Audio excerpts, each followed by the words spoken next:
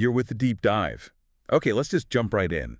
If you're facing gonorrhea rescission for the MSRA, and honestly it feels a bit daunting, well, you're in the right place. We're going to try and make this whole topic feel a bit more manageable. Our aim today isn't just, listing facts. It's about really getting into it, making sure the important bits stick, maybe even make it less dry. We'll throw in some memory tricks, ways to help you recall things as we go along. Think of this as your high-yield guide. We'll cover the definition, the cause, who's most at risk, how it actually affects the body, what else it might look like, how common it is, the signs and symptoms, how we test, how we treat, prognosis, and yeah, the complications too, basically the core stuff you need. Okay, let's unpack this. Right. So gonorrhea. At its heart, it's a sexually transmitted infection, an STI, and it's caused by one particular bacterium. Neisseria gonorrhea. And here's a quick tip for you. Remember GN, gonorrhea gram-negative. That tells you straight away it's a gram-negative Diplococcus. Kind of like two little pink balls stuck together under the microscope, right? Exactly that. And, while we often think genitals, it's really important to remember it can also set up shop in the rectum, the throat, even the eyes. Wow, okay. So how does it spread? It's direct contact with infected secretions, so mainly through sexual contact. Unprotected sex, basically. And how long after exposure might symptoms show up? Assuming they do. Yeah, good point. The typical incubation is somewhere between 2 and 10 days. But what's really interesting is that different strains have different levels of nastiness, virulence. Some are more aggressive and can even cause disseminated disease spreading through the body. That sounds quite serious. And I think I read it often doesn't travel alone. That's right. Co-infection with chlamydia is very common. And there's even a suggestion that having both might make transmitting gonorrhea slightly easier, which brings us to a huge issue. Antibiotic resistance. It's a major, major problem with gonorrhea, and resistance can spread really quickly. Okay, so definition. STI, Neisseria gonorrhea, gram-negative, affects mucous membranes. Resistance is a big deal.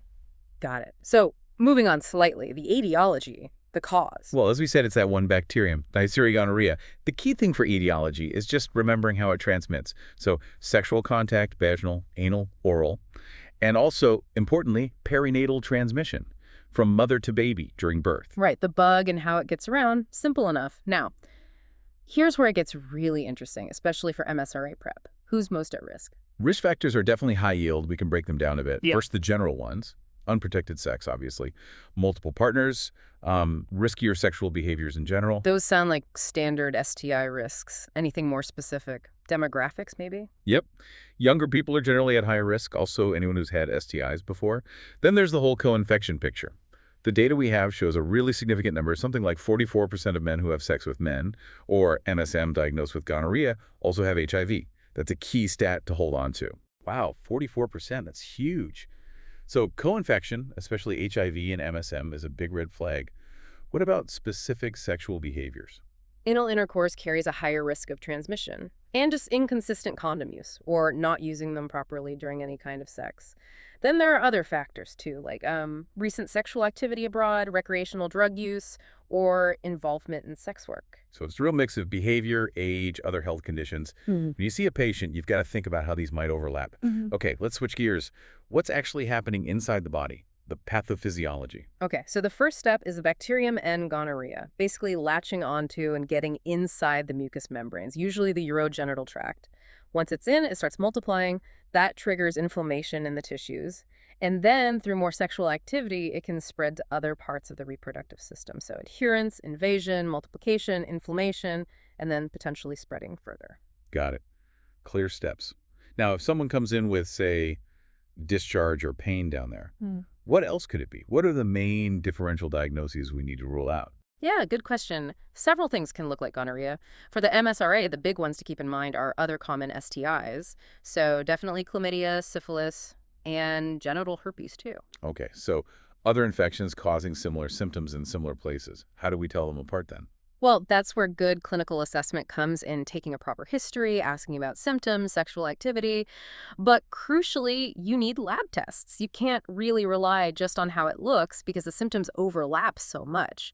So what does this all mean? It means knowing which tests are specific for gonorrhea versus the others is really important. Absolutely. Knowing your test. Okay, let's zoom out again. How big a problem is gonorrhea in the UK? What are the numbers looking like? the epidemiology. It's definitely one of the more common STIs here, and the really concerning thing is that the numbers are going up, especially in young adults.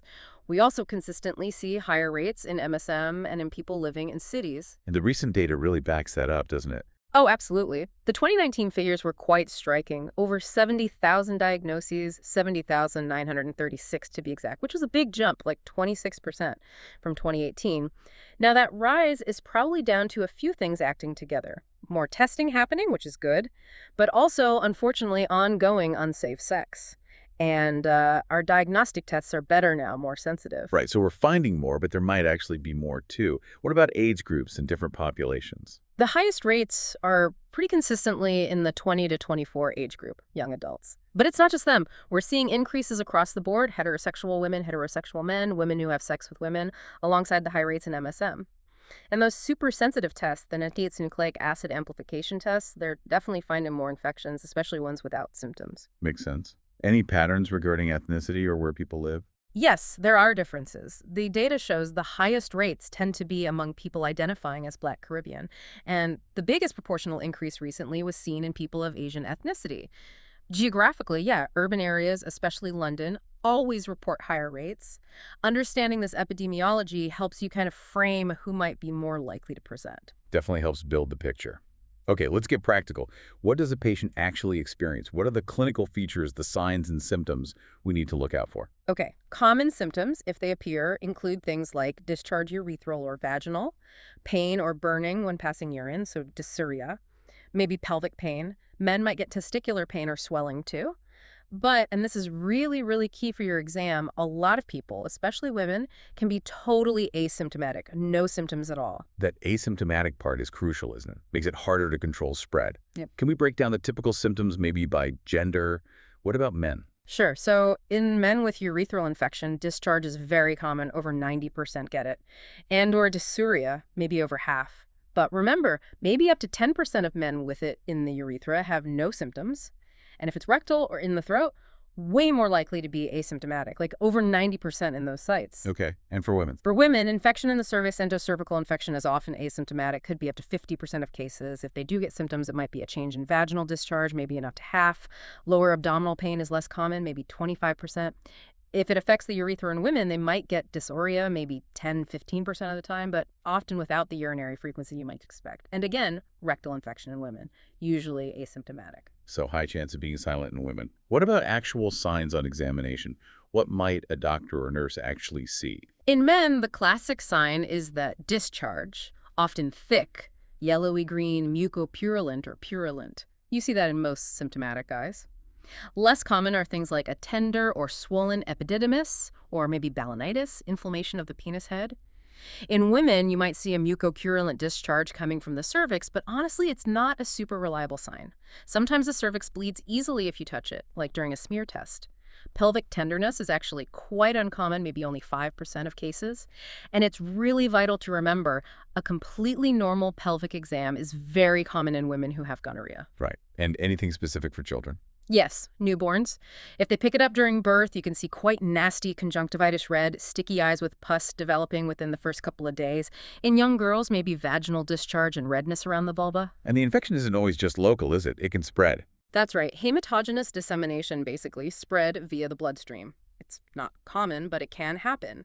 That can lead to skin lesions, sore joints, actual arthritis, inflammation of tendon sheaths, a whole cluster of symptoms. And a really significant complication, especially for cisgender women, is pelvic inflammatory disease, PID. That happens in about 14% of cases. Okay, so a very broad range of possibilities, from nothing visible to quite severe local and even systemic problems, really highlights why testing is so crucial.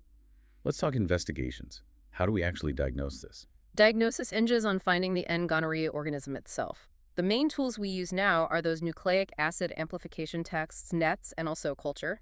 Microscopy, less so these days. When might microscopy still be useful? It can be okay for a symptomatic man with obvious urethral discharge. Sensitivity there is pretty good, maybe 90–95%, but it's not great for asymptomatic cases, and it's generally not recommended for women or for samples from the throat or rectum. Sensitivity is just too low. So NATs are really the go-to test now. Yeah, pretty much. Nets are super sensitive, over 95% accurate usually for finding the bacteria in both people with symptoms and people without.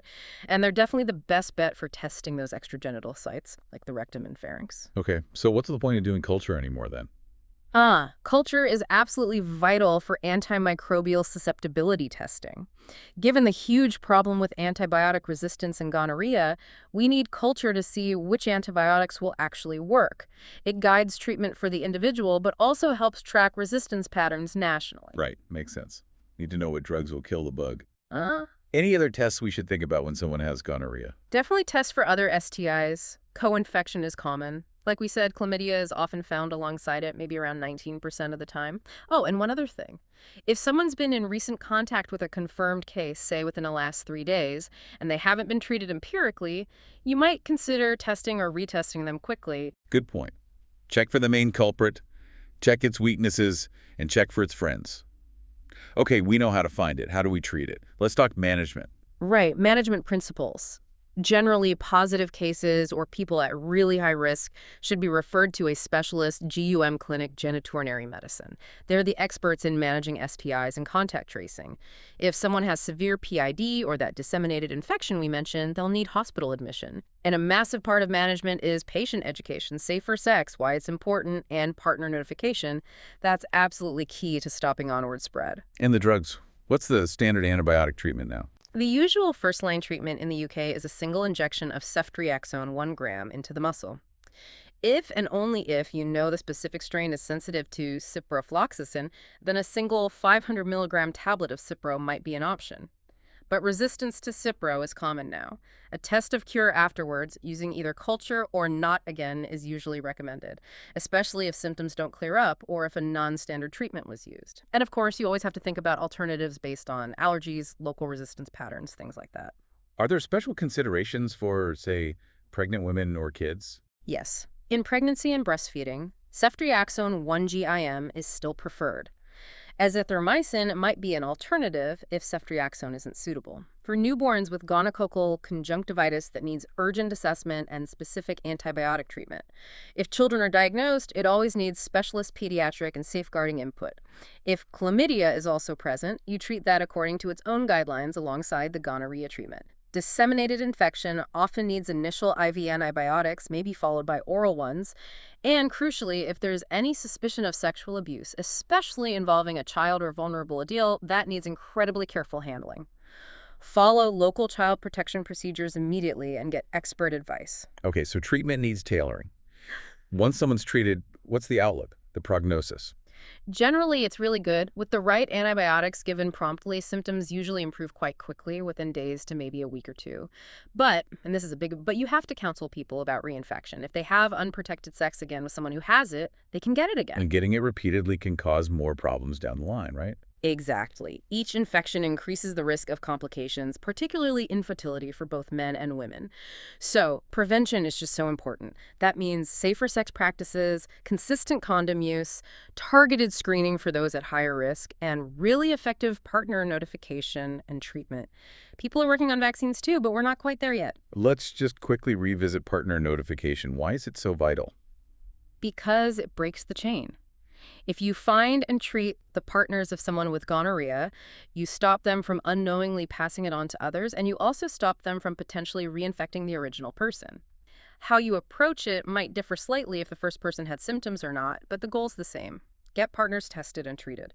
Prompt treatment isn't just good for the individual, it's essential public health for controlling spread and limiting resistance. So, good outlook if treated, but prevention and partner follow-up are critical. Okay, last big section.